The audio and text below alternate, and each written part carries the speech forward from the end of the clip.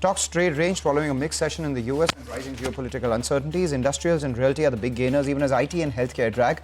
Mid-caps, the clear outperformers. IndusInd Bank reveals it wrongly recorded interest income of around 675 crores over 3 quarters and identified unsubstantiated assets of 595 crores. While the accounts have been corrected in January, the instances spark fears of a deeper malaise. Bharti Airtel co-promoter and Singapore's telecom operator Singtel sends under 1% of its stake in the company via block deals with a floor price of 1,800 rupees a share. The stock slips. JSW Energy gains despite missing income and operating profit estimates on the company's bold aim of tripling capacity to 30 gigawatts by 2030, coinciding with a similar growth in EBITDA.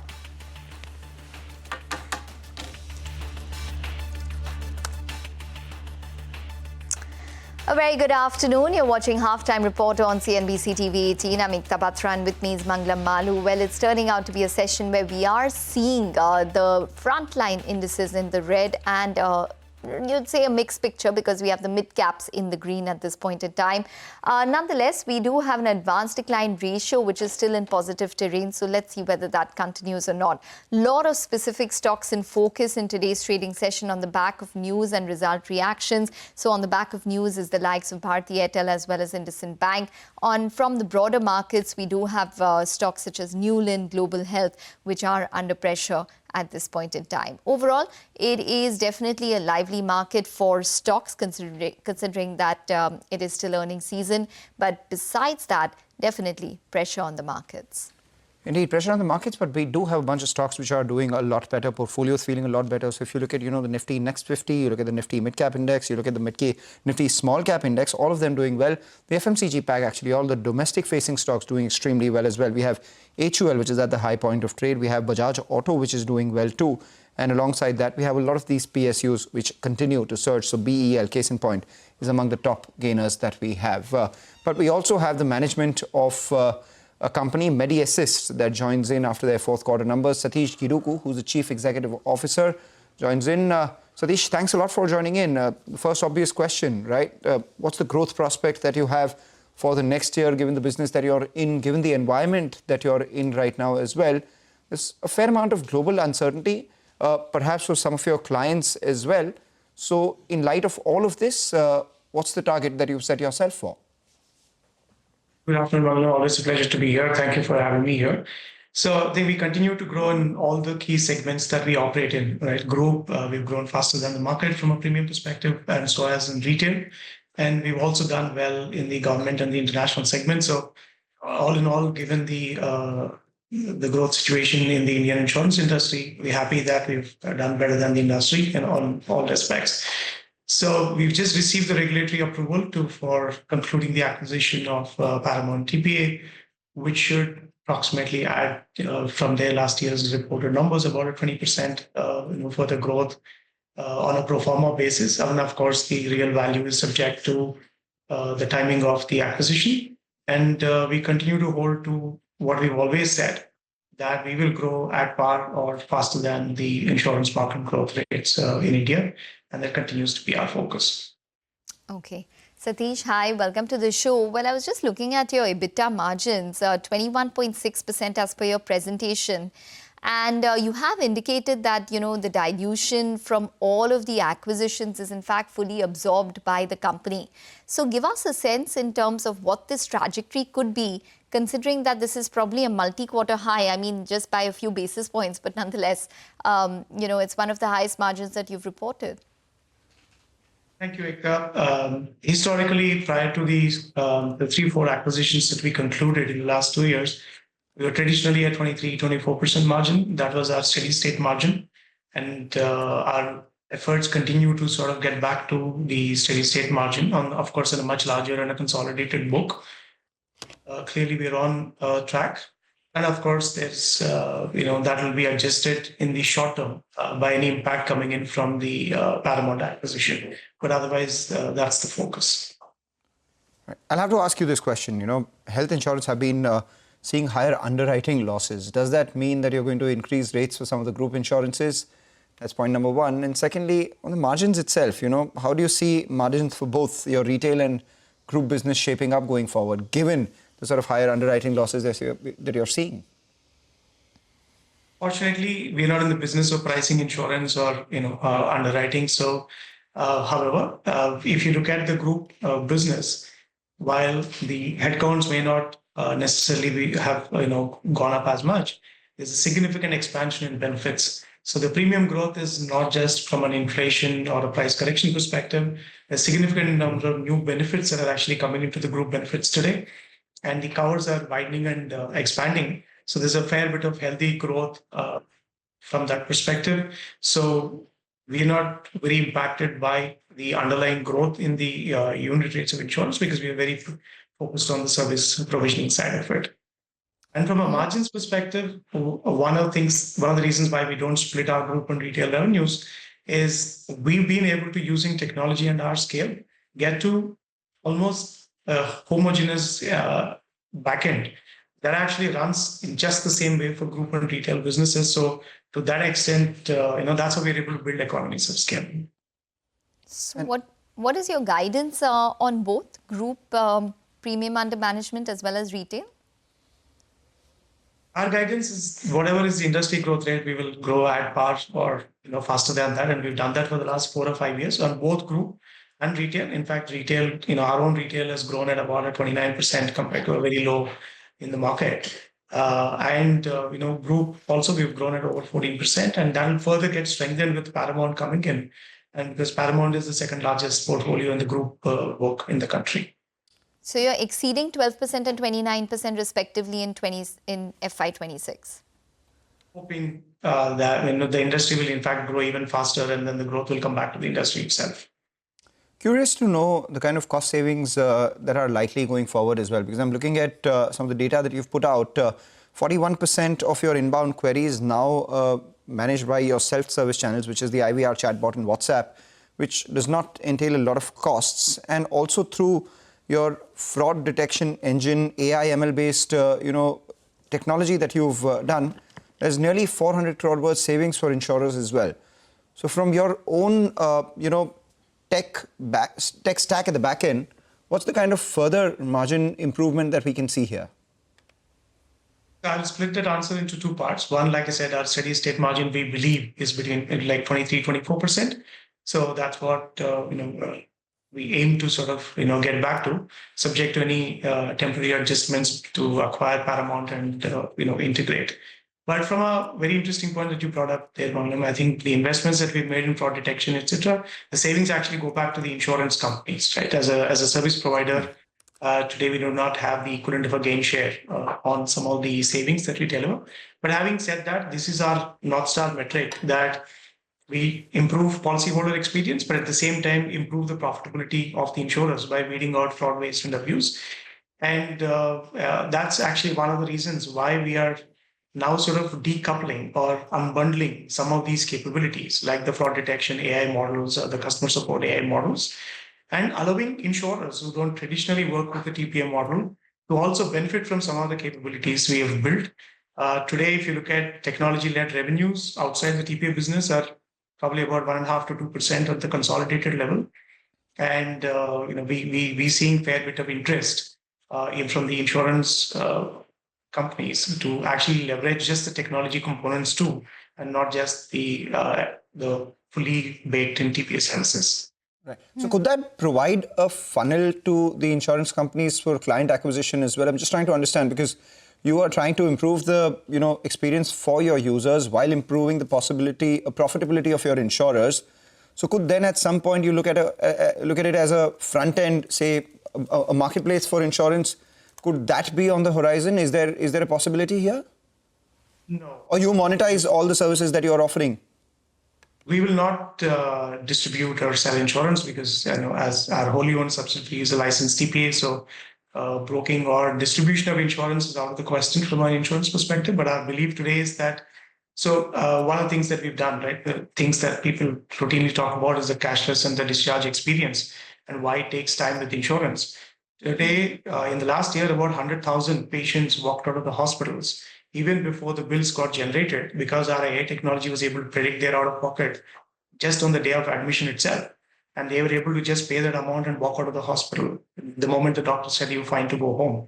So our policyholder experience improvement and our insurance companies' profitability improvement are largely predicated on how much of the insurance business in the whole country we're able to impact directly or indirectly. Today, we have about a 20% market share, and I think there's a fair bit of headroom for us to deliver this impact to the rest of the cohorts. I will concur with what you say here, because I have had a personal experience here too with the MediAssist. What happened was we'd gone to the hospital for our daughter's birth, and before we were discharged, part of the insurance claim was done by MediAssist. Okay, well, that's wonderful. But Satish, Thank you so much for saying that live, but appreciate that. Thank you.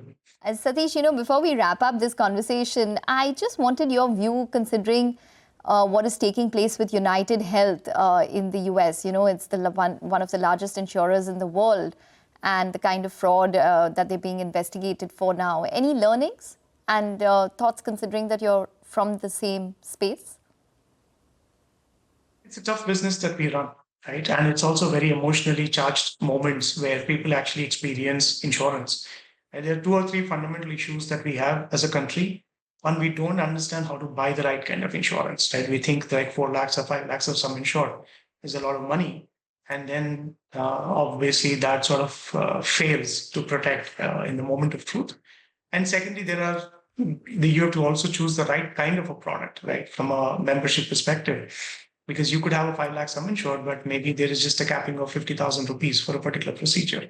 So I think what we would like to see is all of the work that we are doing in terms of understanding, digitizing data and creating patterns that eventually we're able to help insurers and the membership right size their products, understand what is the right kind of cover. And of course, hopefully that what we're doing as Raksha Prime and allowing people to walk out of the hospitals without waiting even for a minute, really driving people to adopt cashless 100% of the time so that the experience also improves. Lastly, I think fraud, waste, and abuse is a general problem across the globe. While I can't put numbers, I mean, you've seen the work that we've done with AI, about 400 crores of savings last year just for the portfolio that we manage. And I think a lot more work can be done in a concerted fashion by the whole industry. And our objective is to take this to the entire industry. All right, Satish, thank you so much for joining in. Wish you good luck for the remainder of this year as well. The growth that you're targeting above and beyond the industry with steady state margins between 23 to 24%, net improving the experience for everyone. Take a short break, come back on the other side. We'll talk about the pharmaceutical space. The management of JB Pharma joins in to talk about their 4th quarter numbers.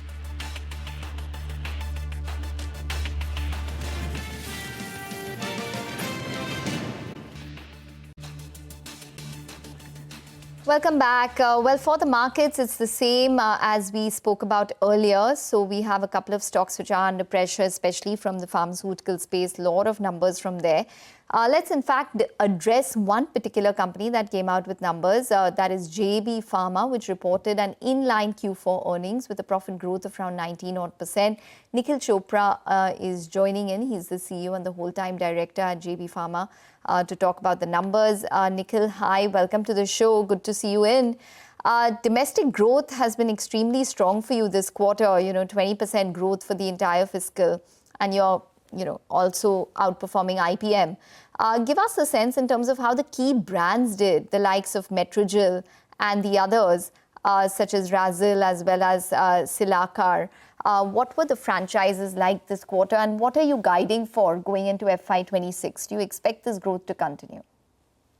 First of all, good afternoon, Ekta, and good to be back on CNBC. And Ekta, welcome back.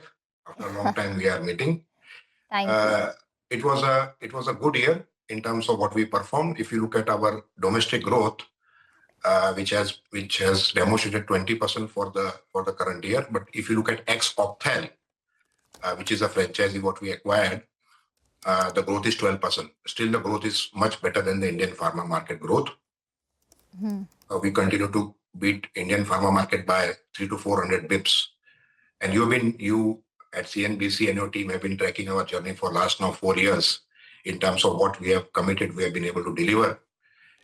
This journey, according to me, will continue for next 3 to 5 years in terms of the portfolio that we have built over a period of time, what you were talking, whether it's a heart failure pill, Azmada, whether we're talking of lipid pill, Resel, whether we're talking of number one anti-hypertensive brand today in the country, Cilacar and Cilacar T, all are demonstrating good volume growth.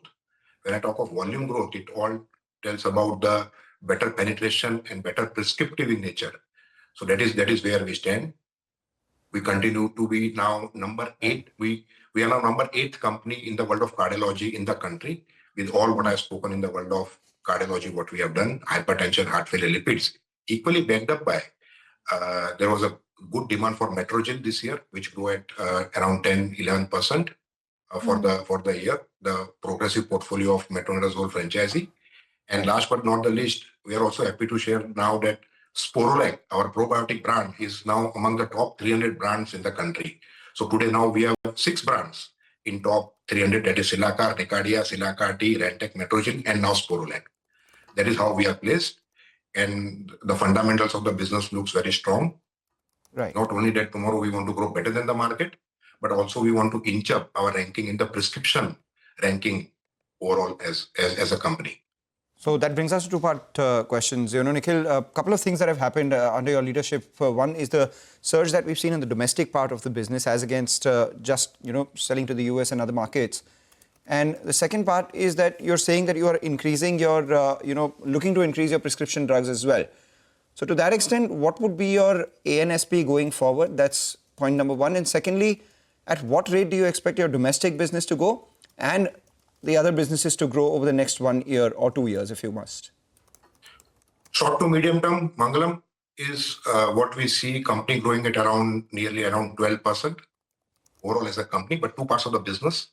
India should grow at 12 to 14%, and equally outside India, CDMO should also grow at around 12 to 14%. If you look at historically, in my past interviews, what we have been talking for the world of CDMO, it has been a very progressive category for us outside India, particularly what we do in the world of lozenges with our players, consumer partners outside India.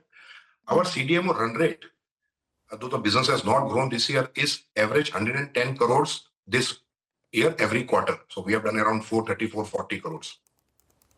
There are some good progressive marquee projects which will be additive to this entire business.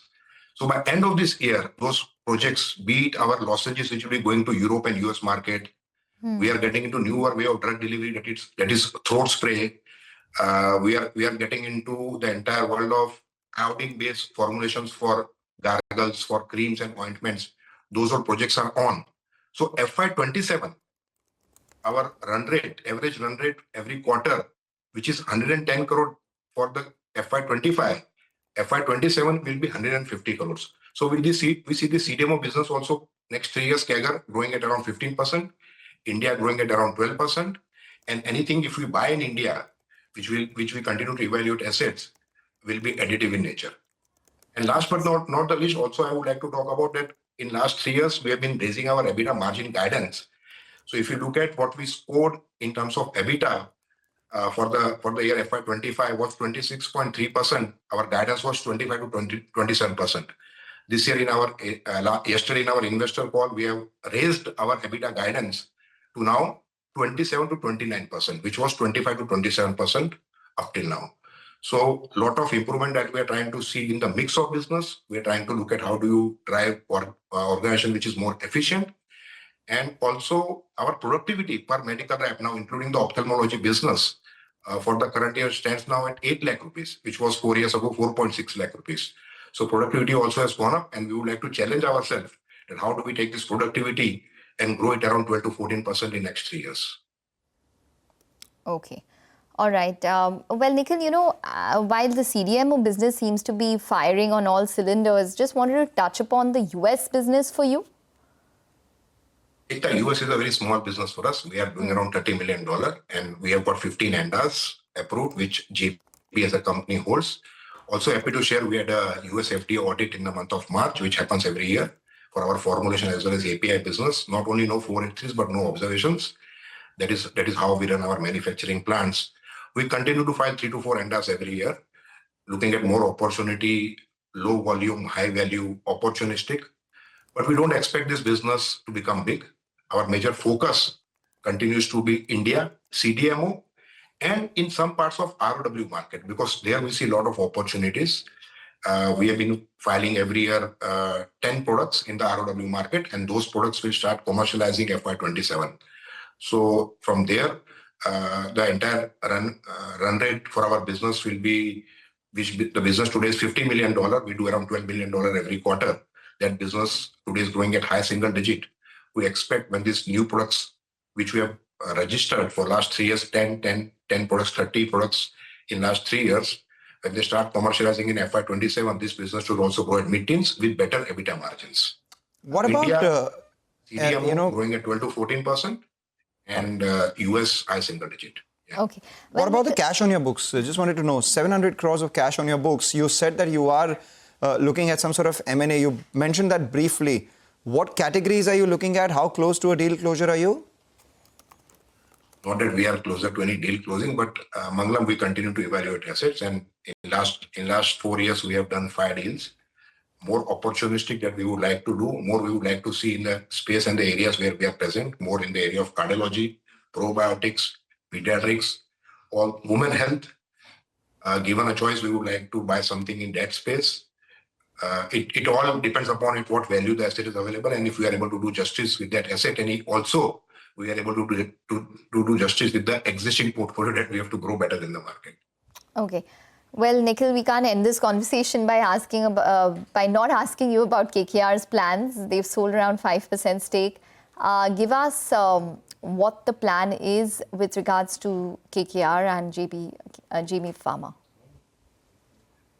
KKR being a responsible private equity player in the country, and they diluted 7% stake. They continue to be the promoter, and they continue to hold 47% stake in the company. Business Ekta is as usual. Also, I would like to share with you that we have now got a new chairman, Mr.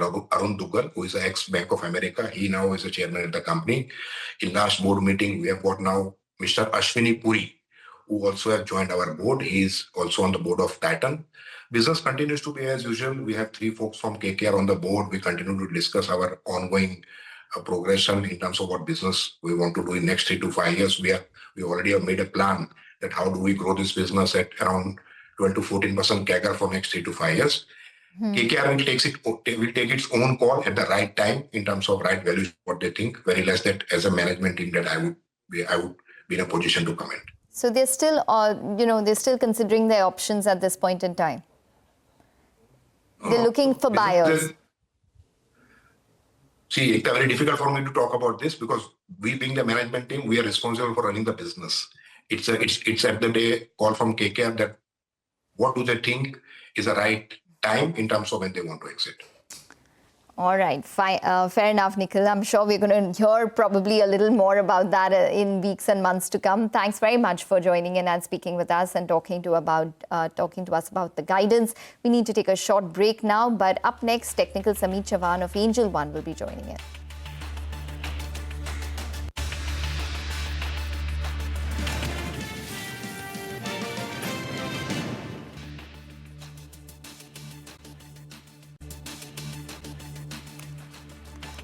Welcome back. We were talking about domestic-facing stocks doing well. Look at the FMCG pack. We have Britannia, which has moved to the high point of trade. Tata Consumer for the last 2 trading sessions has been doing well. We spoke with the management. They are looking to double down on their growth going forward. And we have HUL, which too has moved to the high point of trade as well. But by and large, if you look at the frontline indices, after a big rally yesterday, in the second half in particular, both the Nifty as well as the Nifty Bank are consolidating. The Nifty just below that 25,000 mark, and the Nifty Bank is, about 100 points lower. Typically, after a big day on the markets, the frontline indices, the next day belongs to the broader markets. And that's exactly what's taking place today as well. We have the broader markets, the mid-cap index up around 0.9%, a percent higher for the Nifty Next 50, and 1.8% higher for the small cap markets as well. So we have 1,800 stocks advancing for about 800 stocks which are declining. And here as well, there is a clear schism. The domestic-facing sectors, they're doing a lot better than the export-facing sectors. If you look at, indices like the Nifty public sector enterprises, the Nifty Realty Index, or the FMCG and the Auto Index, typically getting most of their revenue from Indian shores, are doing a lot better, as against companies that get a lot of their revenue from external shores. So you have the Nifty IT Index and the Nifty Pharma Index, which is actually underperforming in today's trading session. For the Nifty itself, 25,000 remains a bit of a fulcrum for the next couple of trading sessions, and that's why we are seeing a fair amount of writing on both the 25,000 call and the 25,000 put. Together, they have a premium of nearly 300 rupees, bracing for a broader range of 24,700 to 25,300. A lot of long positions added on Titagarh Rail Systems with big volumes, and shorts covering their positions on Angel One and IRFC. The one stock which is seeing some shorting activity is Patanjali Foods, opened higher on account of good numbers, but from highs it has seen a selling because maybe the worst or the best of the oil cycle is behind the company. And that's something which the street is perhaps taking note of, Ekta. Okay, all right. So Patanjali Foods on your screen, that stock down around 1.7%. Samit Chauhan joins in to tell us what he's tracking today. Samit, welcome to the show. Well, it's a Friday, so give us a sense in terms of what your calls would be today and any specific Nifty strategy for the second half. Good afternoon, Ekta. See, as far as key indices are concerned, we expect Nifty to head towards 25,200, 300 quite soon. We have a typical pattern wherein you would see a sharp surge followed by some consolidation that we witnessed in last 3 days. And again, yesterday, towards the tail end, we witnessed a massive surge in Nifty, and it clocked 25,000 with ease. Again, today we are seeing some consolidation. So it's a part of time-wise consolidation. The overall structure has become strongly bullish. If you look at the weekly chart structure, it suggests that the Nifty has clearly formed a strong base. The immediate base is now shifted higher. 24,000, 23,800 is the immediate base, and there's a strong support for next few days would be around 23,700, 23,600. So any dip would be a good buy. In fact, it's 24,700, 24,600. Any decline is likely to get bonded to, and now going ahead, we expect Nifty to outperform Bank Nifty, which has been outperforming since last couple of months. So overall, as I said, level-wise, 25,300, 25,400, these are the next levels to watch out for as far as Nifty is concerned. As far as individual stocks are concerned, although we are seeing some, consolidation or some, sluggishness in key indices. If you see mid-cap index, it is trading with gains of nearly 0.8%. So individual stocks are buzzing, and we like, a couple of mid-cap counters. First one would be, from the railway space. IRFC certainly looks good. It has already formed a good base, and today we are seeing a breakout from V-shaped pattern along with sizable volume. So any minor decline would be a good buying opportunity. In case of IRFC, 136, 135 would be a good support zone wherein one can look to get into this stock. Stop loss can be placed around 132, and we have a positional target of somewhere around 150 to 155 for IRFC. The other buy call would be on SJVN, similar chart pattern. It has already formed a good base of V-shaped pattern breakout with volumes, and is likely to head higher. 110, 112, these are the next important levels to watch out for, which would be our immediate target. It can be bought with a stop around 19. All right, Samit, thank you so much for that. That's about his calls on the index as well as individual stocks. Let's take a short break. On the other side, we have the management of Thangamal Jewelry joining in to talk about their fourth quarter numbers.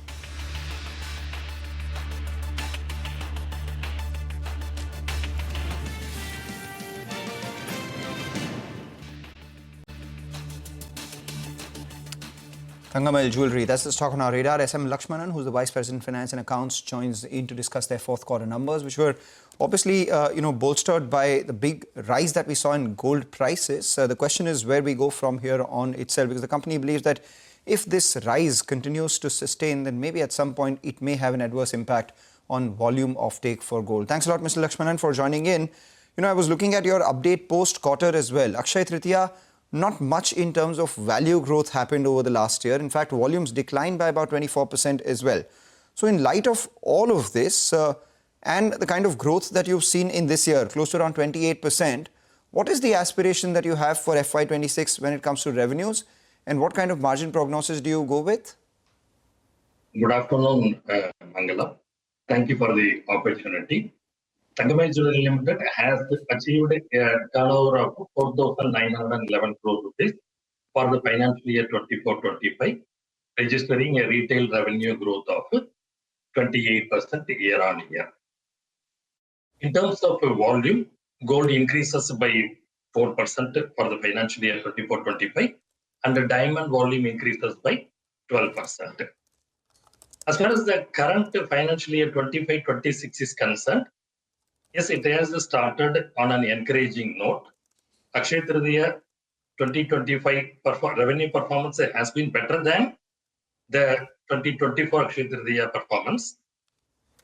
Chennai flagship showroom, which was launched in the last week of February, initial response is satisfactory. And the company is hopeful of bettering the retail revenue performance of 24-25 in the financial year 25-26. So upwards of 25% is what we can see this year. Absolutely. Okay. So just wanted to get a sense in terms of the diamond volumes. For Q4, it was up around 7-odd%. Are your diamond volumes being impacted, one, because of lab-grown diamonds, along with the fact that there are higher gold prices? Lab-grown diamond is not a concept in this part of the country. Rather, more particularly for Thangamate jewelry, whatever we have been selling is natural diamonds. And yes, the diamond sale has been having a very good youth appeal, and it has been doing wonders in my company, Thangamate Jewelry. All right. What about store expansion? What are you targeting in FY26? You've, opened a couple of stores in Chennai. You have a few more likely to open. You've raised over 500 crores via fundraise as well. All of this to be deployed in store expansion. What is your target here? What geographies are you looking at in and around Tamil Nadu, looking to get out of there as well? What's your prognosis? Yes, Mangala. The year started with a store count of 60. The 60th showroom had been the Chennai flagship showroom. As you correctly said, 2 showrooms have been opened during this 1.5 month period. So the present store count is 62. And 8 more showrooms the company is looking at to launch during this financial year 25-26, taking the new showrooms tally to 10. And predominantly it's going to be in and around Chennai, and probably 3 could be in other than Chennai in the state of Tamil Nadu. As of yes, the company is looking at Tamil Nadu state, and a lot more can be done in the state of Tamil Nadu itself. Okay. While business has grown for you, your margins are still subdued. In fact, they've fallen on a year-on-year basis from, say, 4.9 to 4.1%. What resulted in the additional incremental pressure, and what is your guidance? Yes, EBITDA margin for the financial year 24-25 stands at 4.76% on the retail sale.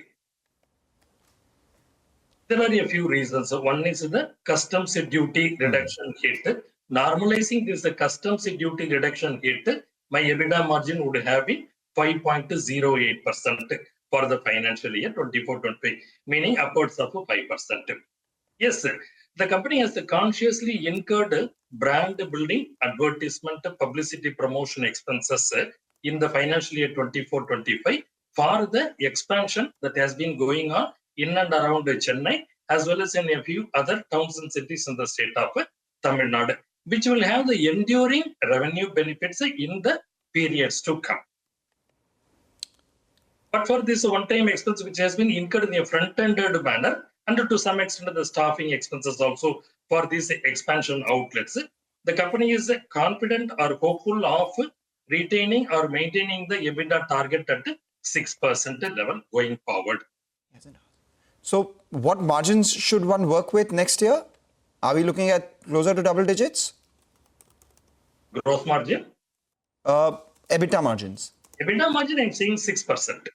Okay, 6%. And you said that if gold prices are high, that may impact volume offtake. So what is your experience been so far with gold at little over 1 lakh rupees per 10 grams? How has customer behavior been, and what are you doing to prop up volumes going forward? Sales continues to be encouraging for Thangamate Jewelry. That is the reason I said the company's gold volume growth has been 4% for the financial year 24-25, and in the last quarter it has even been 5+%. So we are confident that it will be able to maintain this positive gold volume growth in the year 25-26 as well. Okay.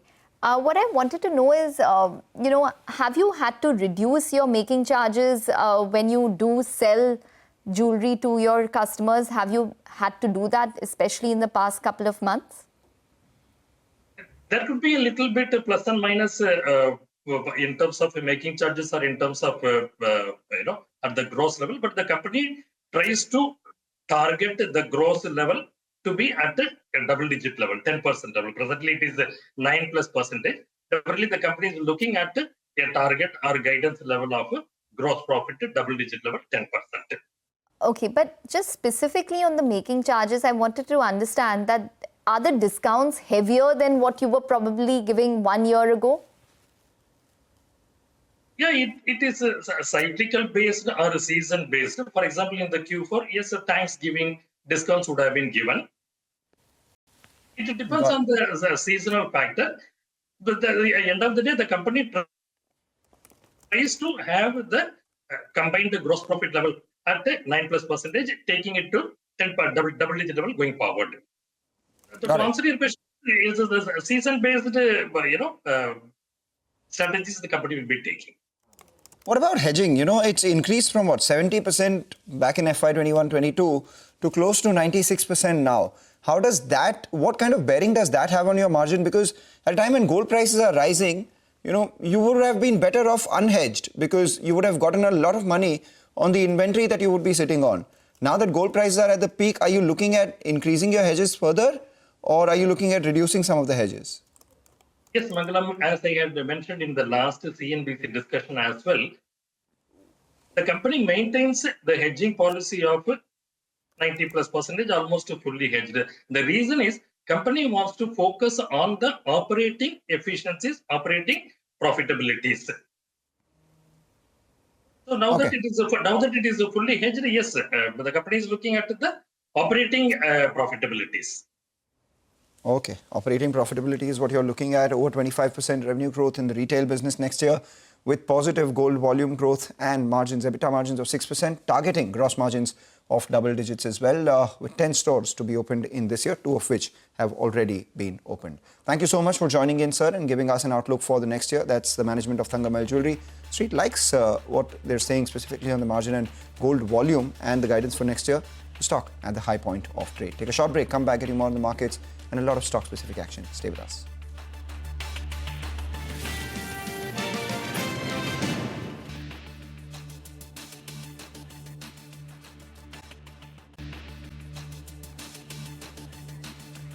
Welcome back. Well, Crompton Consumer is in focus post their Q4 numbers. Upasana is tracking the stock. She's here with the details.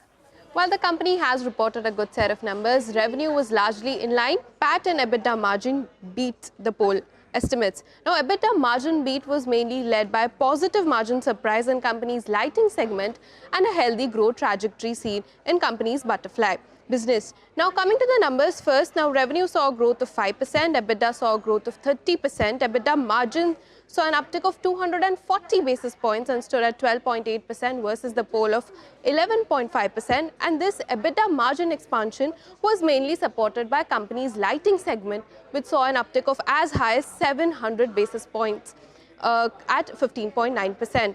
Butterfly stood at 6.7%, which stood positive versus the negative PBIT, and ECD saw a steady margin of 16.7% on a YoY basis. Now, PAT saw an uptick of 29%, and company's key segment, that is ECD, saw a steady growth of 6% on a YoY basis, which was in line with the street estimates. This growth in ECD was mainly led by pumps and appliances, which nearly saw a 20% growth on a YoY basis. Now, company held its Q4 con call, and here are some of the important takeaways indicated by the company. Now, company says that it is actively exploring a greenfield manufacturing project with an investment of 350 crores, and the phase 1 will focus on fans. It is also entering into a high growth solar rooftop segment with a TAM estimated around 20,000 crores is what they have indicated. Now coming to appliances, it says that the appliances have delivered high teen growth, whereas pumps continue to perform very well. And despite delayed summers, air cooler continue to see a strong, robust growth of 50% on a year-on-year basis. Now coming to Butterfly, which was under stress and has gone under various management strategic changes, it says that the Butterfly performance was mainly supported by double-digit growth in mixers and cooker category. And lastly, company has also said that despite consumer demand that continue to remain subdued, company is hoping for an optimistic FY26 growth on a YoY basis. So all in all, strong set of numbers and upbeat management commentary. Strong set of numbers, upbeat management commentary. The stock market happy. Crompton up 7%, but not so much for Newland Lab, down after reporting a weak set of numbers. The intraday comes up for you, currently down 6%. A tale of two cities here, Ekta. Yes, absolutely. Well, Newland Labs, you know, the stock is down around 6% because it was really a darling of a lot of investors, and it's disappointed the street in terms of numbers. So the revenue is down 15% year-on-year, down 18% Q-on-Q. EBITDA is down 52% year-on-year and down 41% Q-on-Q. Margins have come all the way down to 16% versus 28% year-on-year and 22% Q-on-Q. And the profit has fallen 59% and 73% year-on-year and Q-on-Q respectively. Now, in terms of the FY25 performance as well, revenue down 5%, EBITDA down 30%, margins 22%, and a profit decline of around 13%. The company has said, however, that several molecules in the portfolio are currently at an inflection point and growth is expected to resume in FY26. The CMS revenues this quarter stood at around 637 odd crores. Now, separately, Goldman Sachs has written on Newland. They have a buy and a target price of around 14,775. They say reported Q4 was impacted by significant fall in development revenues, which are generally lumpy in the CMS segment. They expect the top line to accelerate by 30% in FY26, driven by monetization of the expanded Unit 3, commercialization of Cobenfy, and a potential fourth molecule. So they are bullish on certain drugs and molecules, and launch and approval of newer niche molecules in the specialty API segment. So overall, let's see whether that comes through. As of now, the street is disappointed and taking profits off the table for Newland. Right, that's about Newland Labs. What we'll do is let's talk about PB Fintech as well. That's in the green after reporting its fourth quarter numbers. Vamakshi joins in to tell us more about PB Fintech. Vamakshi, what is it that the street liked? Well, for PB Fintech, the premium saw growth of almost 37%, and this growth was largely driven by the new initiatives this time around. Revenue saw an uptick of almost 38%, but came in below what the analysts were expecting. The adjusted EBITDA, on the other hand, was much better as compared to analyst expectations at 149 crores. It has almost doubled as compared to the same quarter in the previous year. The adjusted EBITDA margin as well, seeing an uptick of almost 400 basis points to 10%. Now, keeping in mind, the elevated valuations, Morgan Stanley has given an underweight call, target price of 1,130 per share. And in fact, earlier this morning as well, there was a con call that the company held. They sound quite cautious as far as the savings part of the business is concerned. They say that the new insurance core premium came in below expectations. They think savings business is very challenged right now, and they are struggling to grow here. They see slowdown in savings business to persist in Q1 as well as Q2 of FY26 as well. From a long-term perspective, however, they still maintain their 30% CAGR growth, especially in the core business. Apart from XX, that is X of the savings business, the growth can be as high as 35 to 40% is what they've highlighted. That was the key negative this time around. But on the flip side, when we look at the health insurance business, they say that they are growing at almost 4 to 5 times as faster than the industry. This is much higher than their own expectations of 2 to 3 times. They're focused on building new segments like pension, and in fact, they also highlighted that some conversations internally are on to enter the broking business. So lots of factors playing their way through PB Fintech. Okay, all right, Vamakshi, thanks very much for that. We'll take a short break now. On the other side, Manisha Gupta will join in and take us through what she's tracking in the commodity segment. Stay tuned.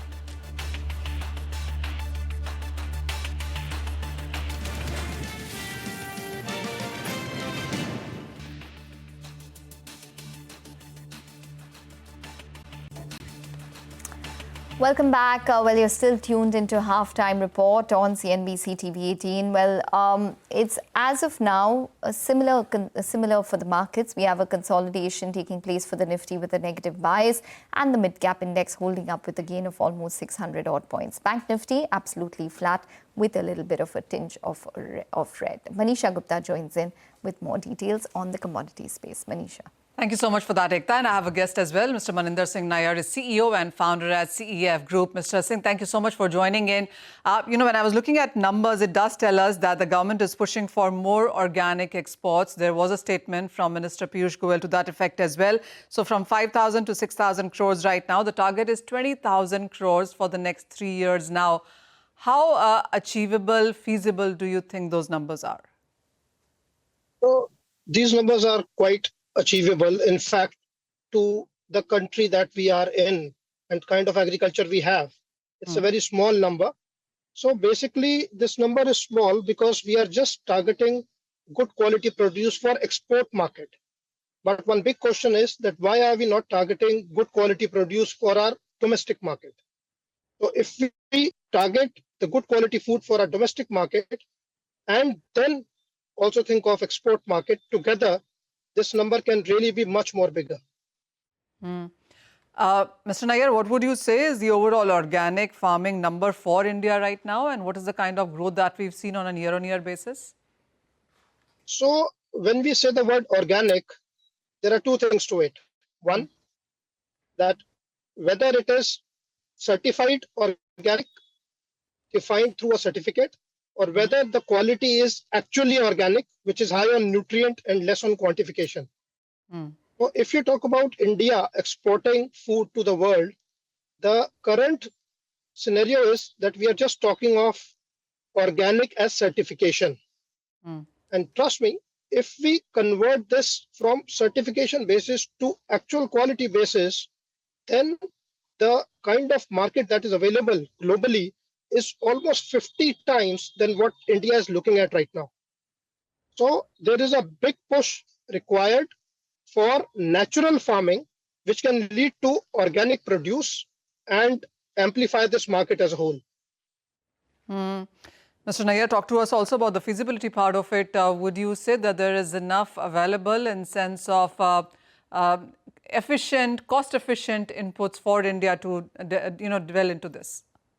Yeah, so you see, when in 2014, when Prime Minister Modi came into power, the kind of subsidies we were giving to chemicals that were used in agriculture was to a tune of 40 to 50,000 crores a year. Today, if we talk about the same quantity of chemical fertilizers used and subsidies being given to it is almost 2.5 lakh crore per annum. Now, organic or natural farming in a way is a must to be done by the government right now to reduce our financial burden on one side and also to increase the health and quality of our produce and exports thereon on the other side. This is very much possible provided we work more on the consumer side, which wants to pay good amount of money for good quality of food. One big gap that we see in this entire market is that we are focusing on saying that we should use bioagri inputs and we should produce naturally grown food, organic food. But at the other end, we are not really doing anything to bring the consumers in line with this thought process. So a lot of spend from the government also has to go on consumers who can get access to good quality produce parallelly. Mr. Nair, also, what is your sense on the National Mission for Natural Farming, where we do understand of 1 crore farmers and nearly 7.5 lakh hectares is what the government is looking at? What is the on-ground progress when you see that? So this is also divided in our country in a way that you will see few states like Uttarakhand, Sikkim, of course, even Jammu Kashmir for now, and a lot of other parts of Madhya Pradesh, Andhra, Tamil Nadu. They have really done significant progress when it comes to organic or natural farming. We need to create and also amplify existing successful models for other states to fall in line and to make sure that this progress happens across the country and not in few states. So a lot of synchronization in the central government pertaining to policy matters being implemented at the ground level needs to be done, which can really up the scale of natural and organic farming in the country. Just to get a sense of the numbers really, Mr. Nair, what would you say is the overall market right now and then the organic as a small part of it?